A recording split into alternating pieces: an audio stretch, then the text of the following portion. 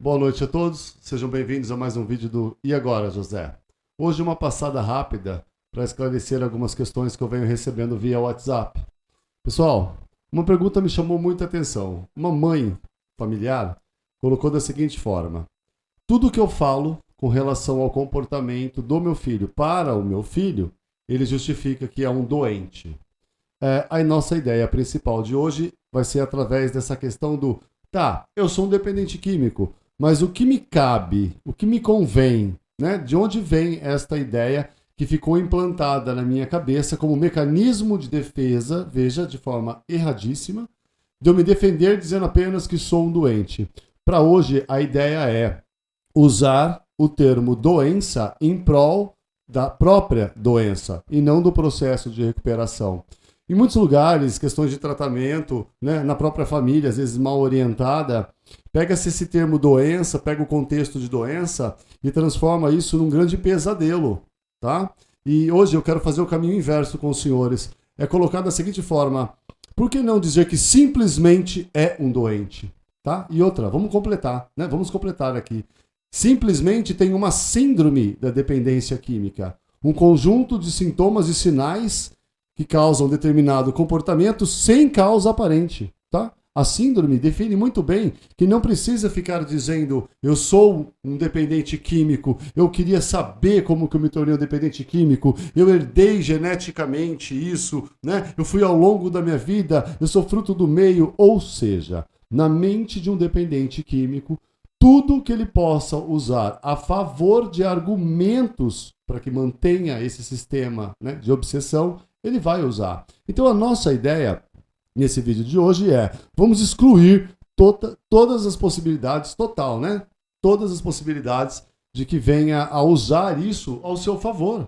Veja, neste processo de afirmação errônea de que é um doente, ele está negando a própria realidade. Porque se fosse para dizer, eu sou um doente, eu preciso olhar para mim, eu preciso me encontrar, conhecer os meus limites, conhecer os meus potenciais, né? Saber onde eu devo pisar, onde não pisar, as máximas que se usam, né? Com quem eu ando, aonde eu vou, com o comportamento, os hábitos. Ou seja, eu estaria me observando muito mais do que dando ao outro um argumento barato, dizer simplesmente que eu sou um doente. Existe uma linha muito tênue nessa classificação. Precisa tomar cuidado, isso principalmente para os familiares, que sim, é uma doença, é classificada como uma síndrome de dependência. Só que daí o paciente usar esta informação para comover e gerar pena, piedade, né? Conforto para si e desconforto ao próximo, isso está completamente errado, isso não existe. Aí vem a questão da informação para os familiares, tá? Aí vem a questão do pulso firme, a questão lógica, a questão racional. Sim, temos um problema. A síndrome está instalada e ela não tem causa aparente. Então pouco me interessa se foi genético ou não. Os exemplos, eles partem da seguinte forma: o meu pai bebia muito, por isso eu sou um dependente. Quem disse? Né? Quem disse? Há possibilidade de que isso seja uma verdade, mas eu não posso pegar isso e transformar isso numa verdade absoluta e jogar isso no colo do meu familiar para que eles se sintam culpados. Percebe a inversão de responsabilidade? Então a nossa ideia é nunca cair no campo afetivo ao ponto de abraçar a informação de que sim, ele é doente, é digno de pena, é digno de dó. Não, ele é digno de tratamento, porque a doença tem um tratamento para que ela seja estabilizada, como o diabetes. Existe o tratamento, ele precisa tomar uma consciência de si mesmo, inclusive ele tem que sair do campo primário. Esta forma de negação, esta forma de colocação é a própria negação da realidade. Ele negando a realidade dele é justamente essa projeção que ele faz. Eu sou um doente, alto lá. É mais ou menos assim que a coisa é colocada.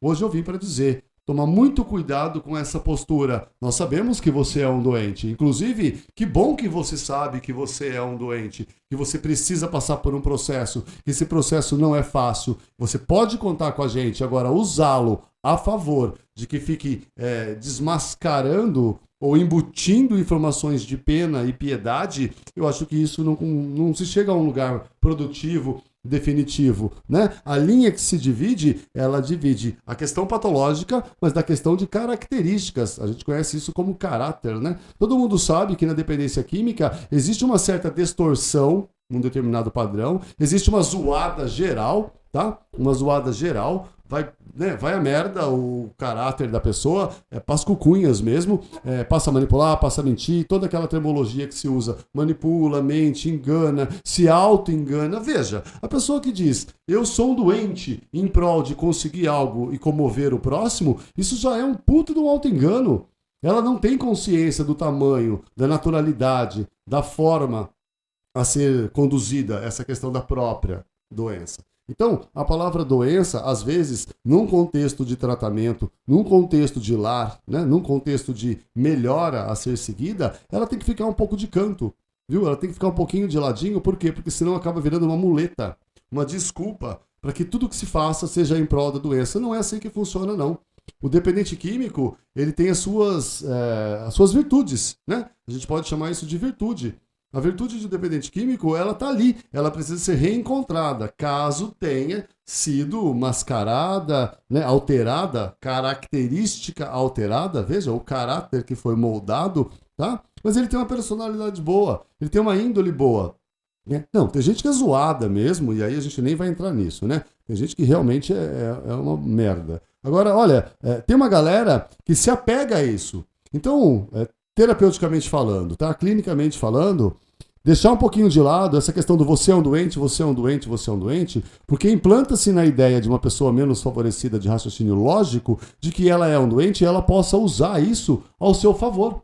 E na residência, né, o que esse familiar quis dizer é que qualquer coisa que é colocada, ele levanta a mão e diz, vocês não podem fazer isso, eu sou um doente, aconteceu aquilo porque eu sou um doente, cara, alto lá.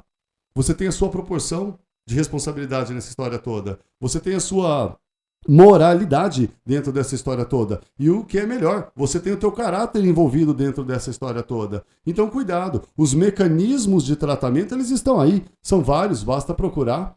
Basta entender meia dúzia de palavras que você sabe a sua necessidade de procurar um tratamento. A questão é, daí você embutir uma ideia na cabeça de um familiar e às vezes cai, né? Muitas vezes cai. No campo afetivo quase cai, quase sempre cai.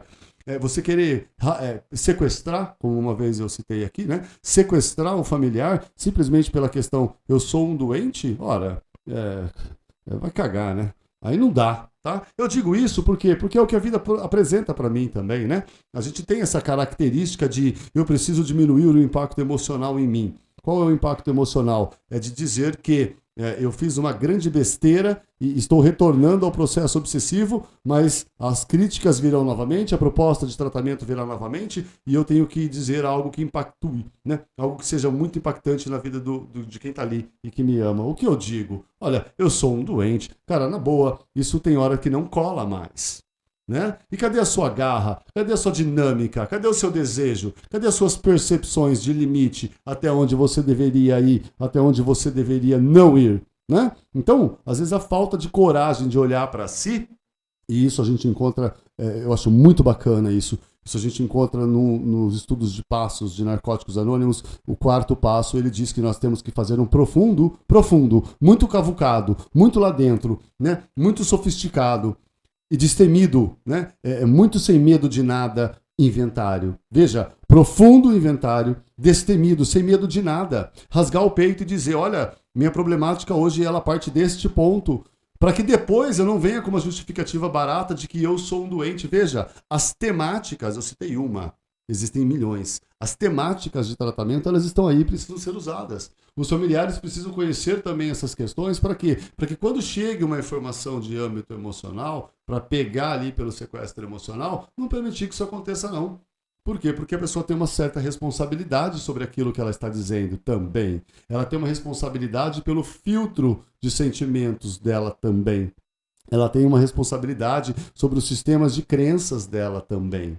Então ela vai ter uma situação que vai gerar um sentimento, ela vai pensar sobre aquilo, Ao pensar sobre aquilo, ela vai exteriorizar através de um comportamento, e é óbvio que se ela é consciente, né, ela não tem o processo de negação, ela aceita muito bem a sua realidade de, já que está dizendo, né, sou um doente, ela vai conseguir uma coisa que nós chamamos de capacidade de resposta. E resposta positiva, capacidade de enfrentamento positivo. E não se acovardar atrás daquilo que ele chama de doença. Isso não é uma doença. Isso é realmente a sua descaracterização do próprio caráter em prol do alimento da doença. Veja, é uma inversão barata que não serve absolutamente para nada. Neste ponto, aconselha-se que a família, né, abra o leque e mostre para a pessoa: querido, até aqui, sem nenhuma dúvida, concordamos com você. É realmente uma problemática de síndrome. Veja que eu não vou dizer nem doença. Síndrome de dependência. Daqui para frente é só o seu caráter que está zoado mesmo. É só você que passou a acreditar em algumas coisas que lhe convém.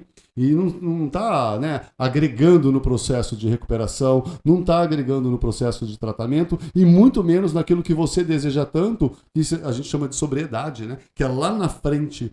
Né? Que a pessoa já nem precisa ficar olhando para ela tanto e dizendo sou um doente. A consciência é tamanha que com naturalidade, né, os sentimentos vêm polidos. Com naturalidade, os sentimentos vêm filtrados. Por quê? Porque já tomou tamanha consciência de si mesmo.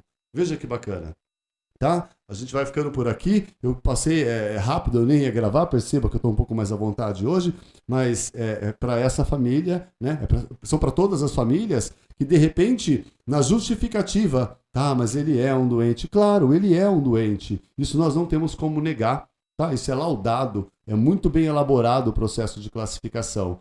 A partir deste momento, é tratamento e não pena ou piedade. O que o dependente faz muitas vezes é vitimização.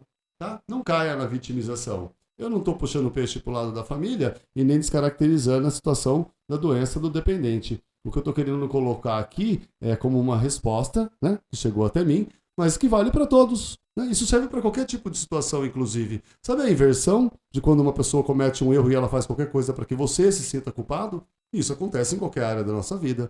É isso que nós estamos citando aqui hoje. Tudo bem? Fiquem todos com Deus. Um forte abraço. Até a próxima.